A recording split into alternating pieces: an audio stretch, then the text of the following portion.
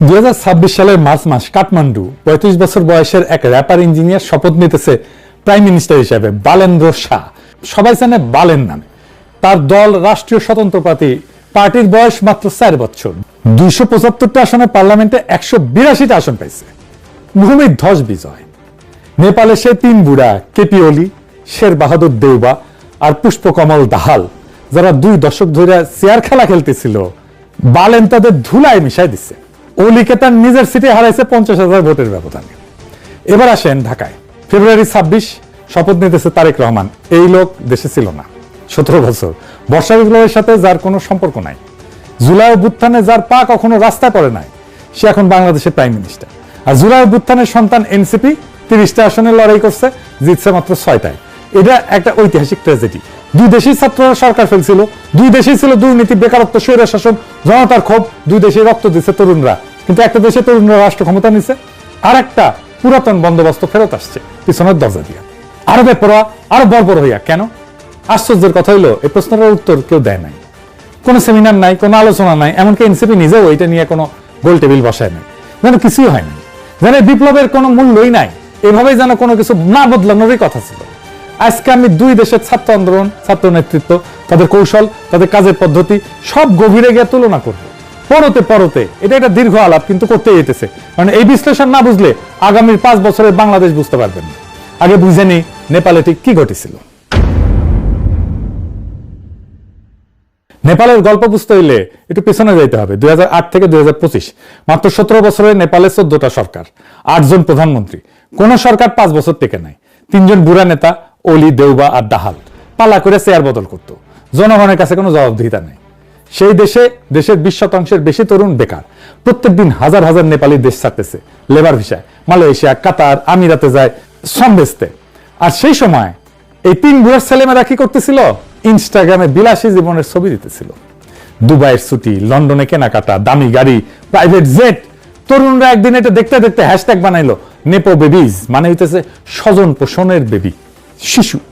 নেতার আন্ডা বাচ্চা, যার কোনো যোগ্যতা নাই, শুধু বাপের পরিচয় কোটিপতি, বাপের দোয়ারি পাবলিক আর কি। এইটা সাধারণ ঘটনা মনে হইতেছে না, এটা একটা রাজনৈতিক বিস্ফোরণের বারুদ। বাংলাদেশের হাসিনার বলা রাজাকারের বাচ্চারা যেমন একটা সিম্বলিক মোমেন্ট ছিল, নেপো বেবিজও ঠিক তেমন। তারপর 4 সেপ্টেম্বর 2025 ওলি সরকার 26টা সোশ্যাল মিডিয়া প্ল্যাটফর্ম ব্যান করে দিল। Facebook, YouTube, WhatsApp, TikTok, Instagram, সব কি সাফাই দিল? বললো এরা নতুন ডিজিটাল লাইনে রেজিস্ট্রেশন করে নাই। হ্যাঁ, আসল কারণ হইল এই নেপো বেবিজ ট্রেন্ডটা এমন ভাইরাল হইতেছিল, দুর্নীতি এক্সপোজ হইতেছিল, আইডার পাইডা উঠতেছিল না। ট্র্যাডিশনাল মিডিয়া তো ম্যানেজ করা যায়, মালিককে ফোন দেওয়া যায়। লাখ লাখ তরুণের ফেসবুক পোস্ট কেমনে এটা ম্যানেজ করবে, সেটা কন্ট্রোল করার উপায় নাই। তাই ব্যানের আসল টার্গেট ছিল তরুণদের অর্গানাইজিং ক্যাপাসিটিকে ধ্বংস করে দেওয়া। শুধু তথ্য আটকানো না, একসাথে জড়ো হওয়ার প্ল্যাটফর্মটাই কেড়ে নেওয়া। এটা ছিল ওলির সবচেয়ে বড় ভুল। কারণ তরুণরা সোশ্যাল মিডিয়া ছাড়াই রাস্তায় নেমে আসছে। মৈতীঘর, মান্ডলায়, সংসদ ভবনের সামনে লাখ লাখ মানুষ, পুলিশ গুলি চালাইছে, 77 জন শহীদ হয়েছে। কম না? আন্দোলন থামে নাই। 9 সেপ্টেম্বর ওলি পদত্যাগ করছে, মন্ত্রীরা পলাইছে, ছাত্ররা মন্দিরের জাঙ্গিয়া পর্যন্ত খুলে নিছে পলাইতে গিয়া, মারছে, পিটাইছে। এখানে নেপালের প্রথম অসাধারণ কাজটা ঘটছে। আমরা ধরার আগে হাসিনা তার মন্ত্রীরা পলাইছে, যারা দেশে ছিল তাদের প্রোটেকশন দিছে ওয়াকারানন্দ পৌবাদ, ক্যান্টনমেন্টে আশ্রয় দিয়া। তারপর তাদের নিরাপদে পার করে দিয়েছে, নিরাপদে দেশ ছেড়ে চলে গেছে। সেনাপ্রধান দেখছে পলিটিক্যাল পার্টিদেরকে, পলিটিক্যাল পার্টিগুলো ড্যাং ড্যাং করতে করতে বাসে চাইতে গেছে ক্যান্টনমেন্টে। কিন্তু নেপালের সেনাবাহিনী কি করলো? সেনাবাহিনী, সেনাপ্রধান গেছে আন্দোলনকারীদের সংগঠন হামি নেপালের কাছে, জিজ্ঞেস করছে তোমরা ইন্টারিম নেতা হিসেবে কাকে চাও? সেনাপ্রধান জিজ্ঞেস করতেছে, নিজে কাউকে বসাই দিতেছে না। নিজের তত্ত্বাবধায়ক সরকারের প্রধান কে হবে সেটা মিটিং করে ঠিক করতেছে না। বুকে পাথর চাপা দিয়া প্রফেসর ইউনূসের মতো কাউকে মাইনা নিতেছে না। বরং ছাত্রদের কাছে প্রশ্ন রাখতেছে তোমরা কাকে চাও? এটাই জনগণের সার্বভৌমত্বের কাছে নত হওয়া।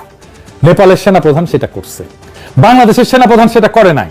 নেপালের সেনাপ্রধান পতিত শাসকের কোন লেসপেন্সারকে রক্ষা করে নাই। নেপালের আন্দোলনকারীরা তারপর কি করলো? তারা গেল ডিসকর্ডে। ডিসকর্ড কি জানেন না? এটা একটা অনলাইন প্ল্যাটফর্ম, কিন্তু হোয়াটসঅ্যাপ গ্রুপের মতো না আর কি। এখানে হাজার হাজার মানুষ একসাথে আলাদা আলাদা চ্যানেল করে আলোচনা করতে পারে, তর্ক করতে পারে, ভোট দিতে পারে। নেপালের আন্দোলনকারীদের একটা ডিসকর্ড সার্ভার ছিল, সেখানে 1 লাখের বেশি সদস্য ছিল। সেখানে 10,000-এর বেশি মানুষ নাম প্রপোজাল নিয়ে তর্ক কইরা সাব চ্যানেলে বিভক্ত হয়ে প্রত্যেকটা প্রার্থীর ব্যাকগ্রাউন্ড যাচাই করলো, ফ্যাক্ট চেক করলো, আলোচনা করলো, তারপরে ভোটাভুটি। 7,713 ভোট পড়ল। সুশীলা কার্কি সাবেক প্রধান বিচারপতি পাইল 3,833 ভোট, 50% ভোট। 12 সেপ্টেম্বর শপথ নিলেন, নেপালের ইতিহাসে প্রথম নারী সরকার প্রধান। এটা পৃথিবীর ইতিহাসে প্রথম ডিজিটাল ডেমোক্রেসি দিয়ে একটা দেশের ইন্টারিম লিডার নির্বাচিত হইতেছে। আর কার্কিকে দেওয়া হইলো একটাই ম্যান্ডেট, 6 মাসে নির্বাচন করবে, আর কিছু না। কোনো সংস্কার কমিশন না, কোনো চার্টার না, কোনো গণভোট না, শুধু একটা কাজ, ডেলিভারির 5 মাস পরে 5ই মার্চ 2026 নির্বাচন হইল। ফলাফল ভূমিকম্প।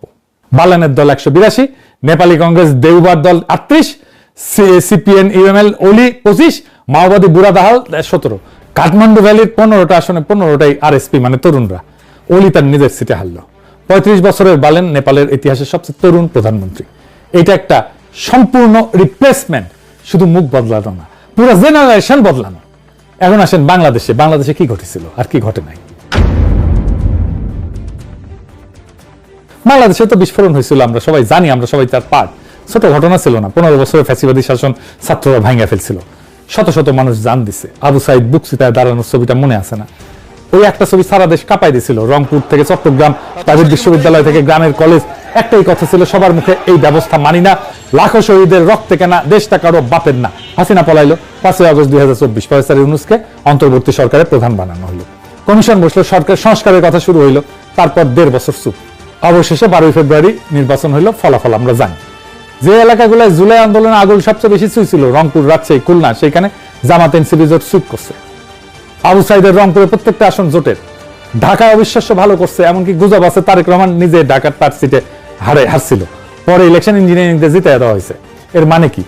মানে হইলো যেখানে মানুষ বিপ্লবকে হৃদয়ে ছুঁইছে, সেখানে রক্তের দাগ এখনো শুকায় নাই। যেখানে রক্তের দাগ এখনো শুকায় নাই, সেখানে মানুষ পুরাতন দলকে রিজেক্ট করছে সরাসরি। তাইলে বাকি দেশ কেন পারে নাই? এইখানে আসল গল্পের শুরু। 6টা কারণ, প্রত্যেকটা স্ট্রাকচারাল, প্রত্যেকটা অ্যাভয়েড করা যাইতো, কিন্তু প্রত্যেকটাই ঘটছে। ছাত্রদের নানাভাবে এই কথা বলা হয়েছে, আমি আমার ভিডিওতে বলছি, বারবার বলছি, শোনে নাই। প্রথম কারণ কি ছিল? নেপালের আরএসপি গঠন হয়েছিল 2022 সালে, আন্দোলনের 3 বছর আগে।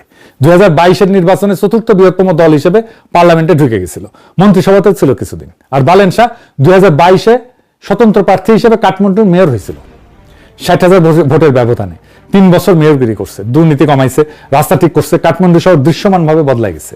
মানুষ দেখছে এই লোক কথা বলে না, কাজ করে। 2025-এ জেনজি আন্দোলন হওয়ার সময় বালেনরে কিছু বানানো লাগে নাই, গাড়ি রেডি ছিল, শুধু চাবি ঘুরাইছে। ডিসেম্বর আরএসপিতে যোগ দিছে, রাতারাতি আন্দোলনের রাজনৈতিক মুখ হয়ে গেছে। এখন বাংলাদেশের গল্প শুনি। এনসিপি গঠন হলো ফেব্রুয়ারি 2025-এ, জুলাই বিপ্লবের 7 মাস পরে, নির্বাচনে 12 মাস আগে। কোনো নির্বাচনে অভিজ্ঞতা নাই, কোনো গভর্নেন্স ট্র্যাক রেকর্ড নাই, নারীদের কোনো প্রশাসনিক অভিজ্ঞতা নাই, কারোই নেই, আসিফেরও নাই, মন্ত্রী যতদিন ছিল কোনো দৃশ্যমান আইকনিক সাকসেস নাই। ভোটার, প্রোটেস্ট হিরো, গভর্নিং লিডারের মধ্যে পার্থক্য বোঝে। গাড়ি বানাইতে বানাইতে রেস শুরু হয়ে যাওয়ার মতো আর কি। আমি নিজে 6 আগস্ট থেকে বারবার বলছিলাম, বৈষম্য বিরোধী ছাত্র আন্দোলনকে একটা সাংগঠনিক কাঠামো দেন, দল বানান। এটা শুধু আমার কথা না, অনেকেই বলছে, আমাদের বন্ধুরা বলছে, সিনিয়র বুদ্ধিজীবীরা বলছে, কেউ শোনে না। কারণ তখন ছাত্রদের ইগো আকাশে, তারা বিপ্লব কইরা ফেলছে, হাসিনাকে হটায় ফেলছে, সরকারে বসছে, এরা আর কারোর সাথে পরামর্শ করবে কেন? অহংকার এমন জায়গায় পৌঁছাইছিল যে আমাদের বন্ধুদের মুখের উপর কইছিল, আপনারা এত বুঝেন, ক্ষমতায় যেতে পারেন না কেন? তারপর তাদের সে আকাশ ভরা ইগো, আকাশ ভরা তারা হয়ে গেছে। এই অহংকার যে বিপ্লবকে হজম করছে, সেটা কেউ তখন বোঝে নাই, আজকেও বুঝছে কিনা জানি না। দ্বিতীয় কারণ হইতেছে সময়ের অঙ্ক। 6 মাস আর 18 মাস। নেপালে আন্দোলন থেকে নির্বাচন 6 মাস। মানুষের ক্ষোভ তখনও টাটকা, রক্ত শুকায় নাই, কেউ ভোলে নাই কে গুলি চালাইছিল। সে রাগ সরাসরি ব্যালট বাক্সে গেছে। বাংলাদেশ আন্দোলন থেকে নির্বাচন 18 মাস। এই সময় কি হয়? মানুষের মনোযোগ সরে যায়, প্রফেসর ইউনূসের সরকারের কথা কেউ শোনে না। প্রত্যেকদিন একটার পর একটা আন্দোলন। বিএনপি নিজেই কত আন্দোলন করছে, সিটি কর্পোরেশনে তালা লাগাই দিছে, সেক্রেটারিয়েটে আন্দোলন করছে, যমুনার সামনে প্রত্যেকদিন আল্লাহর ওয়াস্তে একটা করে বিক্ষোভ। একটা সিটি কর্পোরেশন যদি একদিন না চলে, আপনার নাগরিক সেবা চলবে? নগর তো স্তব্ধ হয়ে যাবে। গভর্নেন্স ফেল করছে। মানুষ তখন আর বিপ্লবের কথা ভাবে না, পেটের কথা ভাবে, গভর্নেন্সের কথা ভাবে, নিরাপত্তার কথা ভাবে, রাস্তায় শৃঙ্খলার কথা ভাবে। আইন শৃঙ্খলার অবনতি হইতেছিল, অন্তর্ঘাত তো চলছে, হাদিকে খুন করলো। আর এমন অনিশ্চয়তায় মানুষ একটা নিয়ম মানে, পরিচিত মন্দ বেছে নেয়, অচেনা ভালোকে বাঁচে না। এইটা বাংলাদেশের মানুষের দোষ না, এটা মানুষের স্বাভাবিক মনস্তত্ত্ব। এইটারে কয় লস অ্যাভারশন বা ক্ষতি এড়ান। মনে যখন ভয় থাকে যে সব হারাইবো, তখন কমপক্ষে আগেরটা তো চেনা, ওর দুঃশাসন তো দেখছি, সেই দুঃশাসন তো আমি সহ্য করতে পারছি, এর চাইতে তো আর খারাপ হবে না, এই লজিক কাজ করে। যদিও একটা সতর্কতা বিএনপি বিপ্লব বিরোধী শক্তি না, ইলেকশনে বিপ্লব পক্ষের যে সমস্ত শক্তি লড়াই করছে তারাই জিতছে। যদিও আমরা সবাই দেখতেছি বিএনপি জুলাইকে